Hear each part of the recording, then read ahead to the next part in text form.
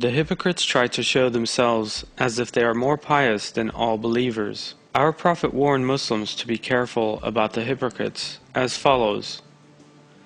Narrated by Abu Huraira, the Prophet said, "The worst people in the sight of God on the day of resurrection will be the double-faced people, who appear to some people with one face and to other people with another face." The most distinctive characteristics of the hypocrites are their deceitfulness and two-facedness. As the hypocrites act on an evil intelligence, they are masters at becoming anyone they wish to be. They have an evil intelligence and willpower to pretend to change their personalities into completely opposite of their own personalities whenever they want. They can play the role of many different characters according to the environment they are in, or according to the people around them. They can talk to the irreligious in their way, to those showing the characteristics of idolaters with the characteristics of idolaters, and to the hypocrites in the language of hypocrites. God informed us of this immorality of the hypocrites in a verse. When they meet those who have faith, they say, "We have faith." But when they go apart with their Satans, they say, "We are really with you. We were only mocking them." But God is mocking them and drawing them on, as they wander blindly in their excessive insolence. Thanks to their evil intelligence, the hypocrites can observe Muslims and imitate them as well.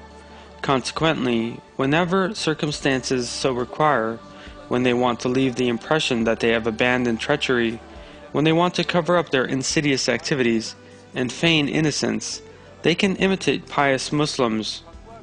Indeed, it may really be challenging to see their true faces at first sight.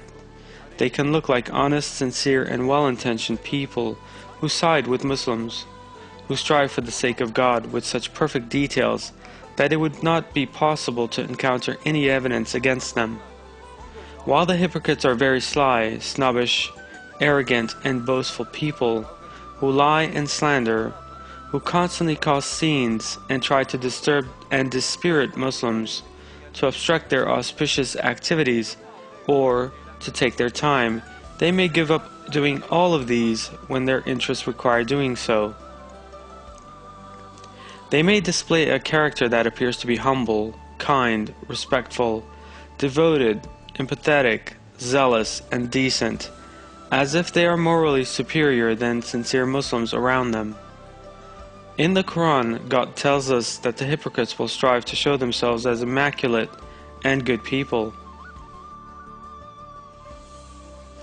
How will it be when a disaster strikes them because of what they have done, and when they come to you swearing by God, "We desired nothing but good and reconciliation"?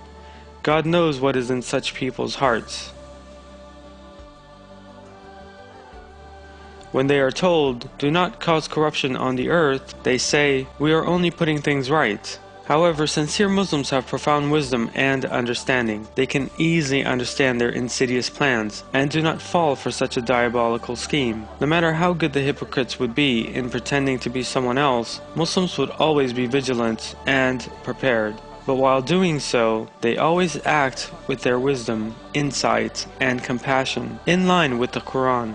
By means of these beautiful manners of Muslims, those who go astray and assume some attitudes similar to the hypocrites can get rid of their mistakes and purify themselves. On the other hand, the torment that the true hypocrites deserve grows more and more in the sight of God.